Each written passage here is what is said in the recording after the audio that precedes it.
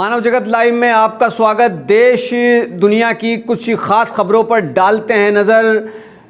Biden अपनी winning speech में बोले कि जनता ने जो भरोसा जो यकीन उस पर जताया है वो उस पर खरा उतरने का हर संभव प्रयास करेंगे। डेमोक्रेटिक पार्टी के राष्ट्रपति पद के उम्मीदवार 77 वर्षीय जोसेफ आर बाइडेन ने डोनाल्ड ट्रंप को हराकर चुनाव जीत लिया है। ट्रंप को हराकर बाइडेन अमेरिका के 46वें राष्ट्रपति बन गए हैं। वो 20 जनवरी 2021 को शपथ लेंगे। अपनी इस कामयाबी के बाद बाइडेन ने अपने समर्थकों को खिताब किया और उन्होंने उनको संबोधित करते हुए कहा कि अमेरिका के लोगों ने उन पर जो यकीन जो भरोसा दिखाया है वो अभूतपूर्व है। उन्होंने कहा कि वो वादा करते हैं कि राष्ट्रपति बनने के बाद वो तोड़ने का नहीं बल्कि जोड़ने का काम करेंगे। जो बाइडेन ने यहाँ तक कहा कि अमेरिका के लोगों ने अपना जनादेश दे दिया है, ये जनादेश वी द पीपुल के लिए है। साथ ही 77 वर्षीय जो बाइडेन ने कहा कि वे एक ऐसा राष्ट्रपति बनने का जनता से वादा करते हैं जो देश और समाज को तोड़ने का नहीं बल्कि जोड़ने का काम करेगा। दूसरी ओर अर्नब गोस्वामी के बारे में खबर आ रही है। अर्नब गोस्वामी ने अपनी जान को खतरा बताया। उन्होंने कहा मुझे जेल में पीटा गया। रिपब्लिक मीडिया नेटवर्क के प्रधान संपादक अर्नब गोस्वामी ने अपनी जान को खतरा बताया। उन्होंने मुंबई पुलिस पर पीटने का इल्ज़ाम लगाया। खुदकुशी के लिए उकसाने के 2 साल पुराने मामले में अर्नब को पुलिस ने 4 नवंबर को गिरफ्तार किया था। अर्नब ने आरोप लगाया था कि गिरफ्तारी के दौरान भी उन पर और उनके परिजनों पर पुलिस द्वारा हमला किया गया। इसकी वजह से उनके बाएं हाथ पर 6 इंच का घाव हुआ और उनकी रीढ़ की हड्डी में भी चोट आई। वैसे देखा जाए तो अर्नब की परेशानियां कम होती नज़र नहीं आ रही हैं। बॉम्बे हाईकोर्ट से अर्नब गोस्वामी को शनिवार को भी ज़मानत नहीं मिल सकी। सभी पक्षों को सुनने के बाद बॉम्बे हाईकोर्ट ने फैसला सुरक्षित रख लिया। सुनवाई कर रही पीठ ने कहा कि वह उच्च न्यायालय के मुख्य न्यायाधीश से विचार विमर्श के बाद जल्द फैसला सुनाएगी। उच्च न्यायालय का कहना है कि इस बीच सभी पक्ष सत्र न्यायालय में जाने के लिए स्वतंत्र हैं। दूसरी ओर एक और खबर के मुताबिक आपने देखा कि सभी एग्जिट पोल की अगर माने तो तेजस्वी बिहार के नेता बनकर उभरे हैं। जी हां, और वो सीएम की कुर्सी पर भी जा सकते हैं। एबीपी न्यूज़, सी वोटर और टाइम्स नाउ के सर्वे में तो तेजस्वी यादव के नेतृत्व में विपक्षी महागठबंधन को एनडीए की तुलना में बढ़त मिलती दिख रही है। यदि ये रुझान चुनाव नतीजों वाले दिन यानी 10 नवंबर को चुनाव नतीजों में तब्दील होते हैं तो ये चुनाव तेजस्वी यादव के बिहार के अगली पीढ़ी के नेता बनने के लिए भी याद किए जाएंगे। बिहार चुनाव के तीसरे चरण के मतदान खत्म होने के बाद जारी हुए एग्जिट पोल के तमाम सर्वे में इस बार सत्तारूढ़ एनडीए और विपक्षी महागठबंधन के बीच कांटे का मुकाबला दिख रहा है।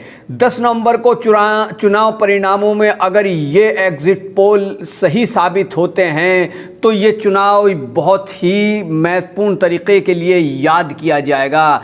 इन एग्जिट पोल से ये बात भी निकलकर सामने आ रही है कि बिहार के इस विधानसभा चुनाव में तेजस्वी यादव हारें या जीते ये दीगर बात होगी, लेकिन एक अहम बात यह है, ख़ास बात यह है कि तेजस्वी यादव लालू के बेटे नहीं बल्कि एक राजनेता के तौर पर अपनी छवि बनाने में कामयाब रहे। अपनी पुरानी छवि से निकलना उनके मुस्तकबिल के लिए फ़ायदेमंद ही साबित होगा।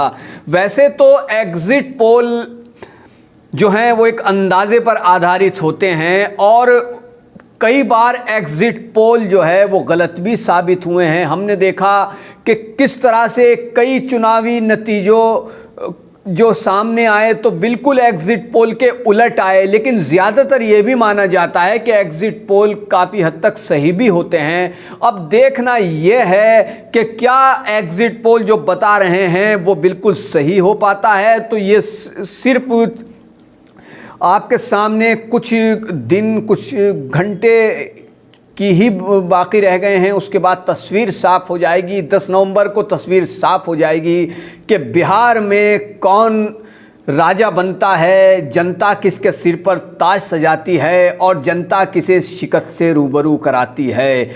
और ये भी साफ़ हो जाएगा कि क्या बिहार के मुख्यमंत्री नीतीश कुमार का वो इमोशनल कार्ड भी काम कर गया, या फिर वो सिर्फ धाराशायी हो गया जिसमें नीतीश कुमार बोले थे कि ये उनका अंतिम चुनाव है, वोट दे दीजिए।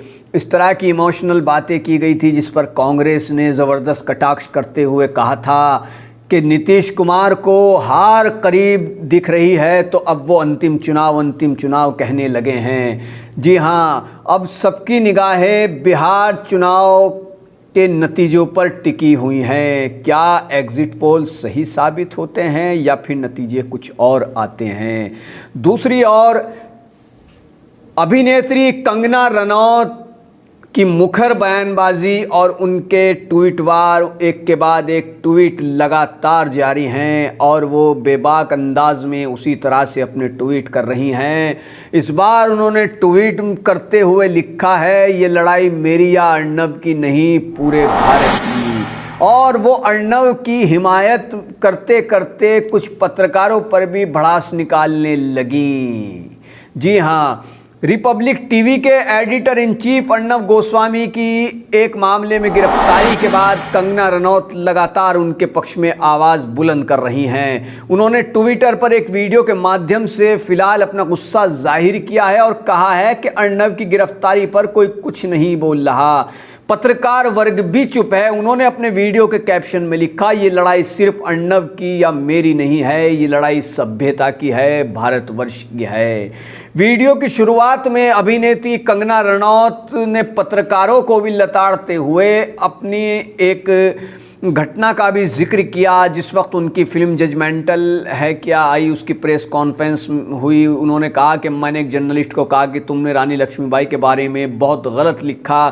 थोड़ी बहस हुई, बहस टल गई और इवेंट अच्छे से हो गया, लेकिन 4-5 घंटों में बहुत सारे लोग इकट्ठा होते हैं जो खुद को जर्नलिस्ट बताते हैं, हज़ारों की संख्या में, और एक गिल्ड बनाते हैं जिसे सरकार की तरफ से कोई पहचान नहीं मिली। वो ये घोषणा करते हैं कि कंगना की फिल्म को बैन कर दिया जाए। कंगना रनौत ने आगे कहा कि इसके पीछे कारण ये था कि सभी प्रोडक्शन हाउस ने उन्हें बैन कर दिया था, बावजूद इसके उनकी उससे पहले वाली फिल्म बड़ी हिट साबित हुई थी। तो इस तरह से कंगना रनौत ने एक तरह से पत्रकारों को भी लताड़ा है, उन पर भी निशाना साधा है। तो फिलहाल आज तक की यही खबरें थी। बने रहिए मानव जगत लाइव के साथ, ज़्यादा से ज़्यादा मानव जगत को सब्सक्राइब कीजिए और जुड़िए मानव जगत लाइव के साथ। वीडियो को शेयर कीजिए, लाइक कीजिए। धन्यवाद।